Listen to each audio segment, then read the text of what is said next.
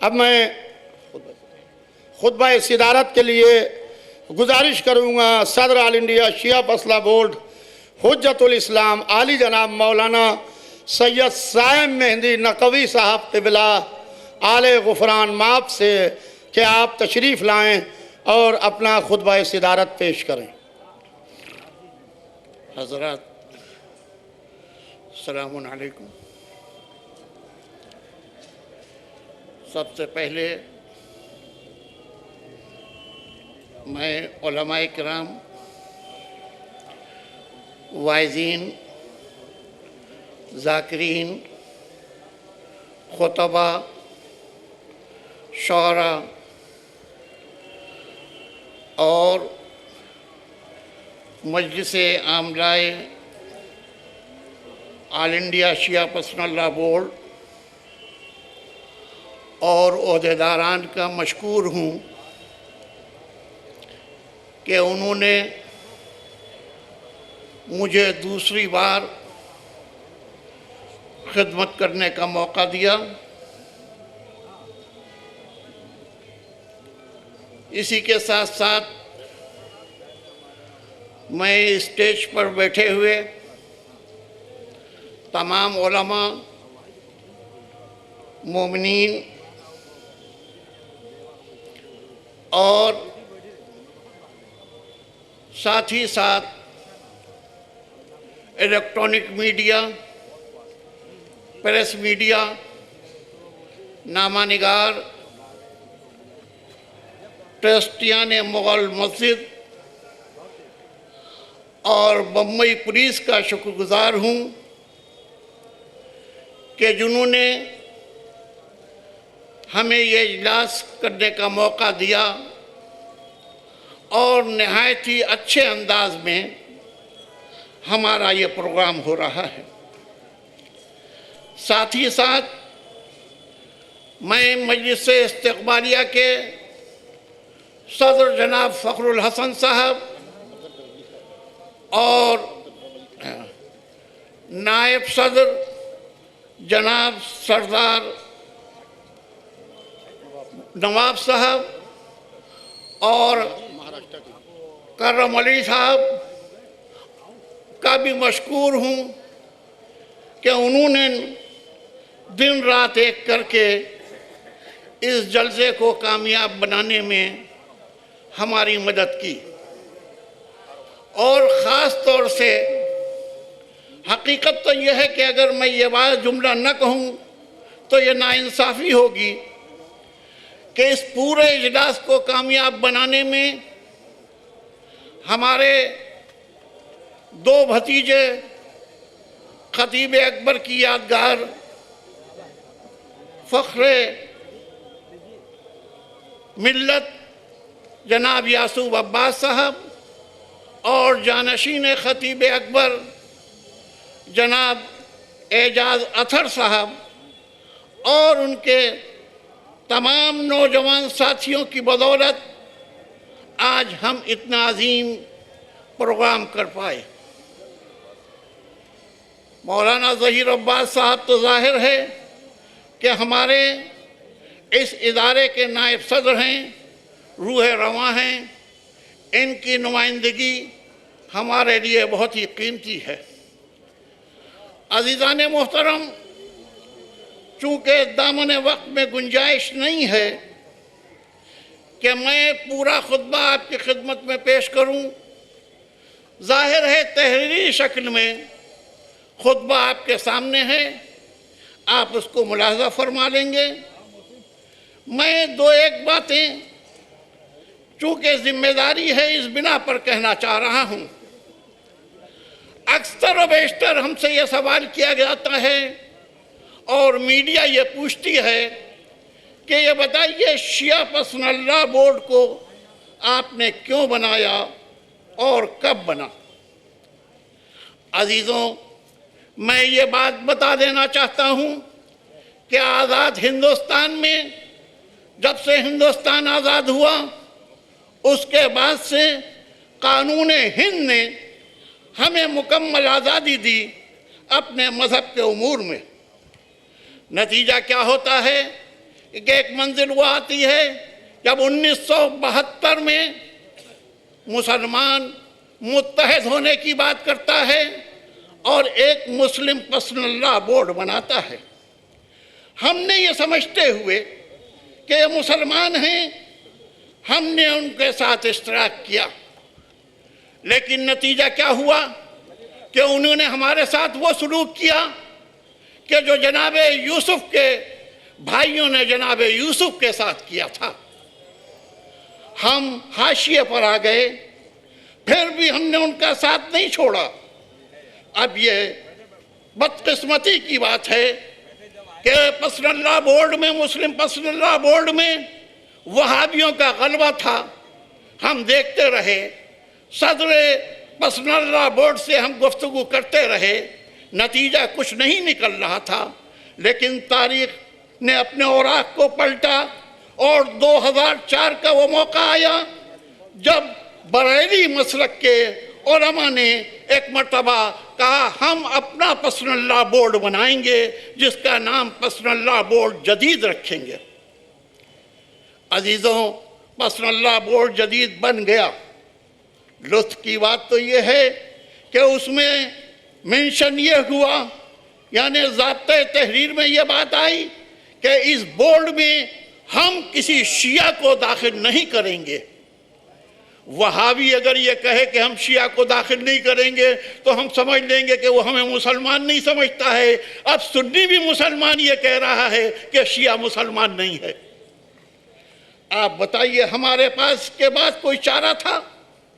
नतीजा ये हुआ, कौम में बेदारी हुई, उलमा, वाइज़ीन, ज़ाकिरीन, खुतबा, नवाबीन अवध मीटिंगें होने लगीं और उसके बाद मुख्तसर ये बात कह रहा हूँ कि सब ने एक फ़ैसला किया कि सब खतीब अकबर मिर्ज़ा मोहम्मद अतहर साहब के पास चलें और चलने के बाद उनसे गुजारिश करें कि आप हालात का जायज़ा लें और उसके बाद आप फैसला करें कि शिया पर्सनल लॉ बोर्ड बने कि नहीं। तो अज़ीज़ान गिरामी, मैं ये अर्ज़ कर रहा था कि खतीब अकबर की खिदमत में सब ने हाजिर होकर ये कहा कि आप बुज़ुर्ग हैं, आप फैसला कीजिए कि हम क्या करें। आपने फरमाया मैं इसका जायज़ा लेता हूँ, और एक हफ्ते के अंदर उन्होंने ये फैसला किया कि शिया पर्सनल लॉ बोर्ड बनेगा। 18 बकरीद 29 जनवरी 2005 को खतीब अकबर ने ऑल इंडिया शिया पर्सनल लॉ बोर्ड के क़याम का ऐलान कर दिया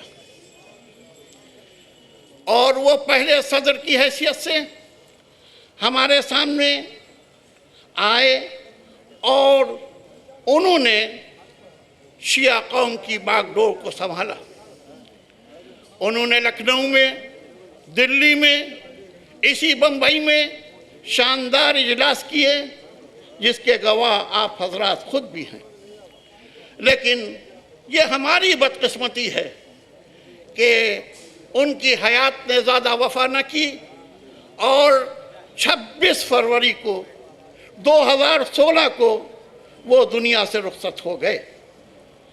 हम लोगों ने एक फ़ैसला किया कि खतीब अकबर की रूह को इसाले सवाब के लिए इससे बेहतर और कोई बात नहीं हो सकती है कि ऑल इंडिया शिया पर्सनल लॉ बोर्ड का सदर उनके छोटे भाई खतीब इरफान मिर्ज़ा मोहम्मद अशफाक साहब को बनाया जाए। मिर्ज़ा मोहम्मद अशफाक साहब सदर बन गए। 28 जुलाई 2019 को हम लोग लखनऊ में अजीम इजलास करने जा रहे थे कि ये हमारी बदकिस्मती है कि 26 जुलाई को वो प्रेस कॉन्फ्रेंस के लिए जा रहे थे और दरगाह के करीब पहुंचकर उन्होंने हज़रत अब्बास की खिदमत में सलाम पेश किया और रूह गुलशन जन्नत को मफाकर कर गए। हमने उस इजलास को मुलतवी कर दिया। अजीज़ों, चूँकि दामन वक्त में गुंजाइश नहीं है, मैं आपकी खिदमत में अर्ज़ करता, लेकिन मैं चाहता ये हूँ कि हमारे और जो मुकर्रीन हैं हम उनके ख़यालात को सुने और उनसे इस्तिफादा हासिल करें। उसके बाद जो बोर्ड के लिए बेहतर अमल हो उसे अंजाम दिया जाए। नतीजा क्या हुआ? मुहर्रम का ज़माना आ गया। हमने मुहर्रम के बाद प्रोग्राम करने को सोचा और इत्तेफाक की बात यह है कि 17 नवंबर 2019 को मजलिस आमला की बैठक हुई और उसमें इत्तेफाक राय से इस हकीर को यह जिम्मेदारी सौंपी गई। हमने दिसंबर में इजलास लखनऊ में किया जो एक तारीखी इजलास था। उसके बाद हम ये सोच रहे थे कि हमें क्या करना है, कि आप सब जानते हैं कोई नई बात ऐसी नहीं है जो मैं बता रहा हूँ। जनवरी में कोरोना ने न सिर्फ हिंदुस्तान को बल्कि पूरी दुनिया को अपने लपेट में ले लिया। नतीजा क्या हुआ? रबी सानी में ये इजलास हुआ था। हमने इस सिलसिले में रमज़ान से पहले आयतुल्लाह सिस्तानी से रुजू की। उन्होंने फरमाया कि हिफाजत जान ज़रूरी है। हमने अखबार में बयान दिया कि आप लोग मजलिसें, मातम, नमाज, ताबूत सब घरों पर अंजाम दें। मुहर्रम के ज़माने में उससे कबल हमने 23 और 24 जून को ऑनलाइन जलसा करके सबकी राय मालूम की और उसके बाद 7 अगस्त को एक एडवाइजरी जारी की कि मुहर्रम कैसे मनाया जाए। ये सिलसिला यूं ही आगे बढ़ा। अजीज़ों, यहाँ तक कि 2021 का ज़माना आया। उस वक्त कुछ हालात बेहतर थे तो हमने उस वक्त गुजरात, महाराष्ट्र, केरल, आंध्रा, बंगाल, बिहार, यूपी, दिल्ली के चीफ मिनिस्टर को खुतूत भेजे ताकि मुहर्रम पुरअमन तरीके पर सुकून के साथ हो। ऐसा नहीं है कि हम सिर्फ अज़ादारी के सिलसिले में गुफ्तगू करते रहे, हम इन हालात में भी बाखबर रहे। हमने जिस वक्त वसीम ने कुरान मजीद में तरमीम की बात की, हमने सबसे पहला बयान दिया है कि वसीम शिया कहने के काबिल नहीं है, उसको शियत से खारिज किया जाता है। जो कुरान और अहले बैत के सिलसिले में कोई भी ऐसी बात करे जिससे तौहीन का पहलू निकलता हो, वो कुछ भी हो सकता है लेकिन शिया नहीं हो सकता। अजीज़ों, अफगानिस्तान में शियों पर जुल्म हुआ, हमने एहतिजाज किया। पाकिस्तान में शियों पर जुल्म हुआ, हमने अक़वाम मुत्तहिदा से राब्ता कायम किया। निपुल शर्मा ने, राजा सिंह ने तौहीन रिसालत में जो जुमले कहे, हमने वज़ीर आज़म हिंद से इस सिलसिले में गुफ्तगू की। जिस वक्त 3 तलाक़ के बारे में बात हुई, हमने वज़ीर आज़म को ख़त लिखा। हमने कहा देखिए, हम शिया मुसलमान हैं, लोग मुसलमान की बात करता है, इससे हमारी तौहीन होती है। लिहाजा आप सुप्रीम कोर्ट को ये बताइए कि ये 3 तलाक़ का मसला सुन्नी मुसलमानों का है, इससे शियत का कोई ताल्लुक़ नहीं है। और अल्हम्दुलिल्लाह सुप्रीम कोर्ट से जब फैसला आया तो सुन्नी मुसलमान के साथ में लिखा गया कि 3 तलाक़ होते हैं, शियों के यहाँ कोई ऐसी बात नहीं है। तो शिया पर्सनल लॉ बोर्ड जो है वो हर वक्त इन चीज़ों पर मुतवज्जे रहता है। हमारे जनरल सेक्रेटरी फ़ख्र मिल्लत यासूब अब्बास साहब खड़े में हैं। मैं आपको ये बता देना चाहता हूँ कि ये कोई काम भी करते हैं तो यासूब अब्बास की सूरत में नहीं करते हैं, बल्कि ये ऑल इंडिया शिया पर्सनल लॉ बोर्ड के जनरल सेक्रेटरी की हैसियत से करते हैं।